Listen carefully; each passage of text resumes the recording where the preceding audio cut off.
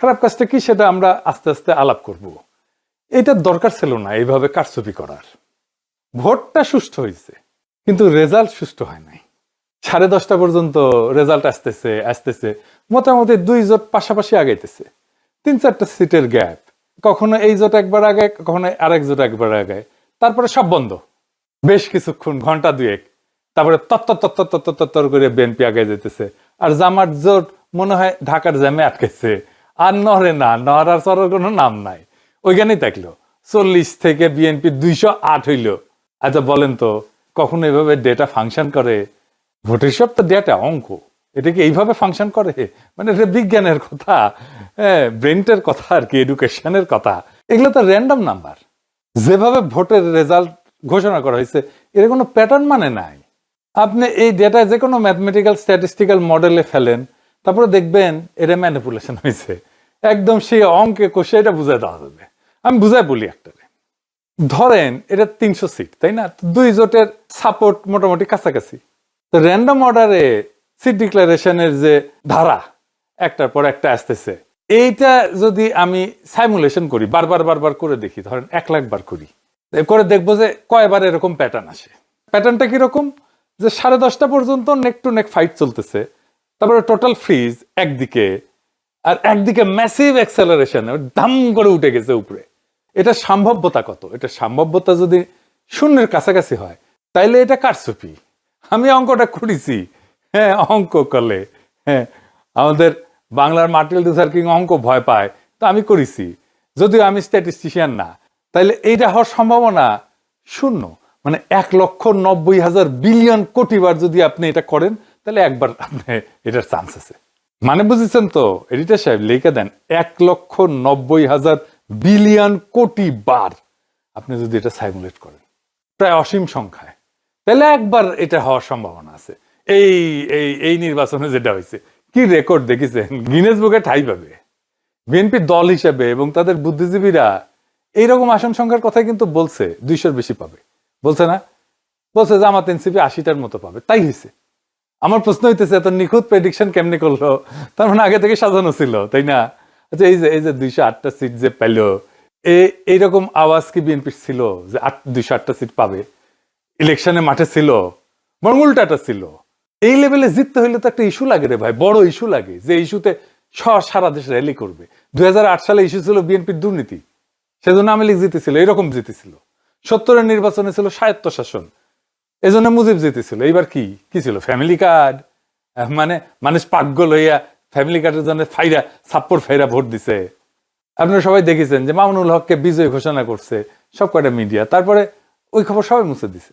তারপরে দেখি ববি আজাদ জয়, এরকম তো অনেক আসন হয়েছে।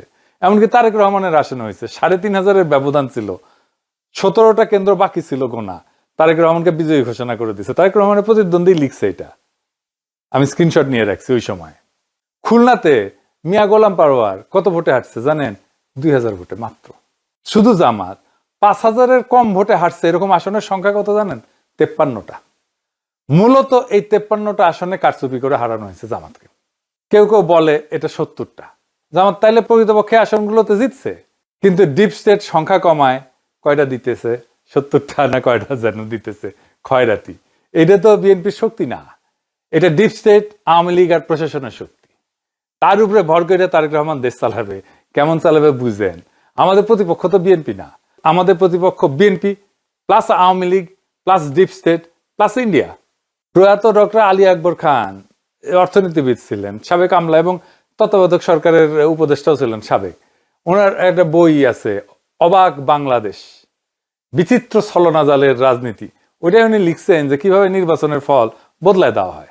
উনি লিখেছেন কারচুপি হয় ভোট গণনার পর্যায়ে এবং ফলাফল ঘোষণার ঠিক আগের মুহূর্তে। বুঝিস, একই জিনিস ঘটেছে না? অধিকাংশ ক্ষেত্রে দেখা যায় ভোট গ্রহণ শেষ হওয়ার পর যখন গণনা শুরু হয়, তখন বিরোধী দলের পোলিং এজেন্টদের ভয়ভীতি দেখায় বা প্রশাসনের সহায়তায় কেন্দ্র থেকে বের করে দেওয়া হয়। দেওয়া হয়েছে না? বের করে কুমিল্লা 8 বরুড়ার একটি সমস্যা আমরা তুলে ধরেছি। সেখানে আজকে বিশেষভাবে ভোট শুরু হওয়ার কিছুক্ষণ পর থেকেই আমাদের 30টা সেন্টারের এজেন্ট থেকে তারা বের করে দেয়। রিটার্নিং অফিসারের পক্ষ থেকে দেই দিচ্ছি করে এবং পদক্ষেপ নিচ্ছি করে কথা বললেও কোনো পদক্ষেপ তিনি কার্যকর করতে পারেন নাই। এখন পটুয়াখালী মির্জাগঞ্জে এরকম সমস্যা আছে। আপনারা শরীয়তপুরেও একটি সমস্যা আছে, সেখানে বিভিন্ন আসনে সমস্যা তৈরি করেছে তারা। গোপালপুরের অধিকাংশ কেন্দ্রে এজেন্ট বের করে দিয়েছে, এরকম তথ্য আমাদের কাছে এসছে। পোলিং এজেন্টদের অনুপস্থিতিতে যখন ভোট গণনা করা হয় তখন আসল জনমত প্রতিফলিত হওয়া কঠিন হয়ে পড়ে। উনি লিখেছেন যে রিটার্নিং অফিসারের কার্যালয়ে, মানে যে ডিসি আর কি, সে রিটার্নিং অফিসার হয়, রিটার্নিং অফিসারের কার্যালয়ে ফলাফল পাঠানোর আগে যে সংকলন তৈরি করা হয় সেখানেই বড় ধরনের কারিগরি করা হয়। ফলে দিনের বেলায় দৃশ্যত শান্ত নির্বাচনও রাতের ফলাফল ঘোষণার সময় সম্পূর্ণ বদলে যাইতে পারে। দেখেছেন, একই কথা কয়ে গেছে গুরুজন, হ্যাঁ, কি চমৎকার কয়ে গেছে। এটাই ফলো করেছে আর কি, বুঝি চাও। এটাই জানে আমাদের অ্যাডমিনিস্ট্রেশন, এটাই জানে আমাদের প্রশাসন, এটাই জানে আমাদের ডিপ স্টেট, এই কাজই করে। এই নির্বাচনের ফলাফল একটা ইন্টারেস্টিং জিনিস দেখায়। আমরা কলে জাতীয় পার্টিকে ওয়াইপ আউট করে দিছি। রংপুর ছিল জাতীয় পার্টির দুর্গ। আওয়ামী লীগ বিএনপি 35 বছর ধরে চির ধরাইতে পারেনি সেই দুর্গতে। আমরা এটা ফ্ল্যাট করে দিছি, আমরাই করছি, বিএনপি করে নাই। রংপুরে বিএনপি আওয়ামী লীগ কিচ্ছু করতে পারে নাই। সেখানে যে এনসিপি জামাত তাদের হারায় দিল, সেই এনসিপি জামাত দুর্বল না যে সারা দেশে হারিয়ে গেল।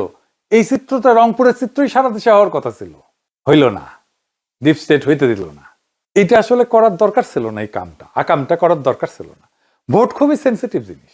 মুজিব 1973-এ এই কিসিমের একটা নির্বাচন করে গাড্ডায় পড়েছিল।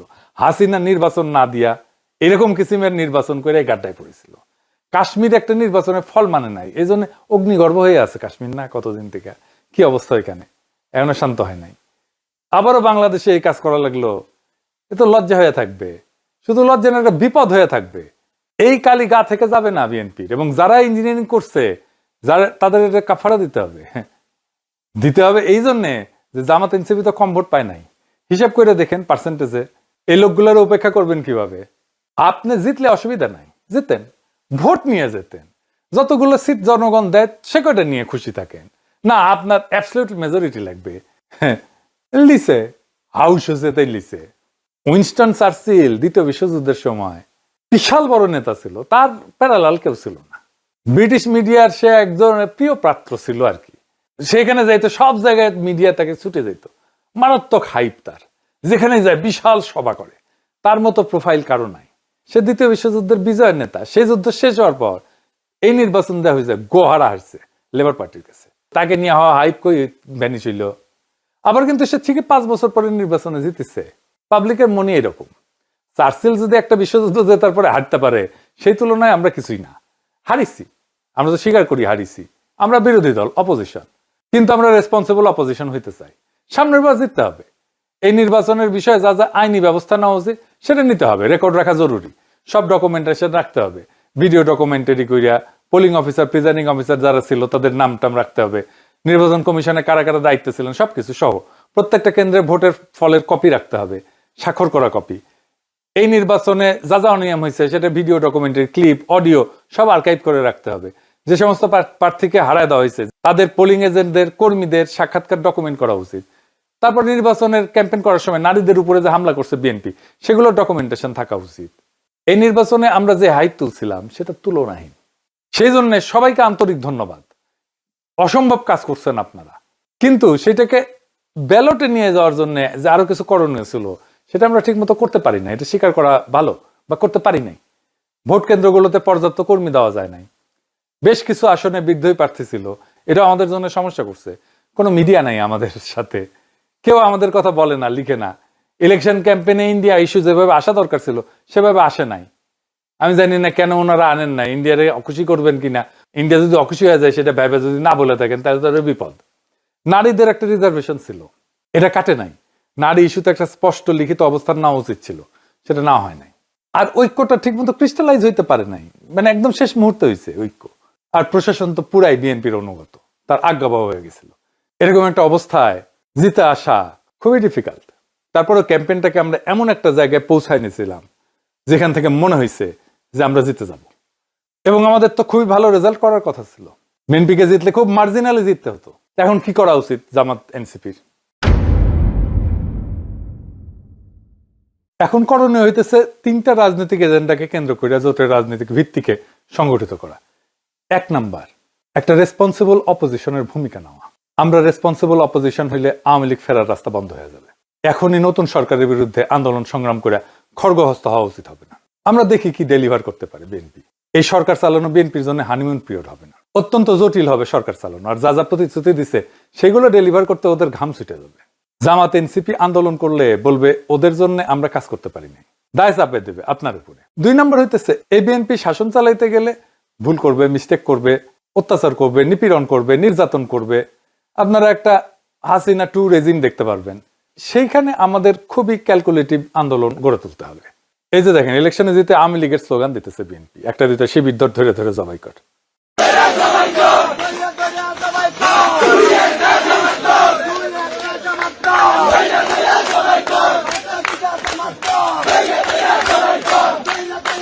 বিজয়ের উল্লাস চলতেছে দুবাই স্কুল। শুনেছেন? শুধু তাই না, আজকে শিবির নেতাদের বাসায় হামলা করতেছে।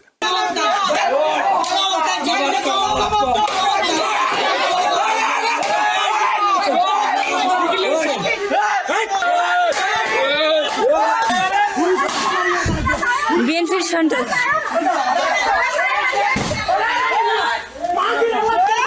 বিএনপির সন্ত্রাস সকল। আপনি আর একটা আওয়ামী শাসন দেখবেন, লিগে রাখতে পারেন। আমরা আবার আগের সেই জায়গায় ফিরে গেলাম, 2008 সালে ফিরে গেলাম। এরপরের সময়গুলোও আবার রিপিট হবে। এবার হবে দ্রুত। হাসিনা 15 বছরে যা যা দেখছেন তা বছর 2-এর মধ্যে দেখে ফেলবেন। তারেক রহমানের যদি স্টেবিলিটি প্রায়োরিটি হইতো তাহলে ভোটটা তিনি ফেয়ার হইতে দিতেন। মানুষ একটা পরিবর্তন চাইছিল, তিনি পরিবর্তনটা ঠেকাই দিলেন। এবার কি আদৌ পরিবর্তনকে ঠেকায় রাখা যায় না। আর 3 নাম্বার স্ট্র্যাটেজি হইতেছে আজকে যে শক্তি জামাত আর এনসিপির পিছনে দাঁড়াইছে সেই শক্তিকে সংহত কইরা পরের নির্বাচনের জন্য আজ থেকে প্রস্তুতি নেওয়া উচিত। এই নির্বাচন কিন্তু দেখাই দিল যে বাংলাদেশ এখনো গণতান্ত্রিক পরিপক্কতায় পৌঁছায়নি, কিন্তু এই ভোট প্রমাণ করলো একটা বিকল্প শক্তি উঠে এসছে। এই শক্তিকে আর থামানো যাবে না। আর বিএনপি যেহেতু আওয়ামী লীগ আর হাসিনার দেখানো পথেই যাইতেছে, তাই সে হাসিনার অন্তিম যে লক্ষ্য সেটার দিকেই যাবে। এটাই ইতিহাসের শিক্ষা। তবু আপনাদের জন্য শুভকামনা। আমরা লক্ষ্যে অবিচল থেকে আগায় যাব, জনগণকে সাথে নিয়ে যে আজাদির কাফেল আমরা শুরু করছি তার সাথেই যাব। দেখা হবে রাজপথে, দেখা হবে লড়াইয়ের মাঠে, দেখা হবে আবারও আগামী নির্বাচনে। আমরা আরো শক্তিশালী হয়ে আপনাদের সামনে আসব। ইনকিলাব জিন্দাবাদ।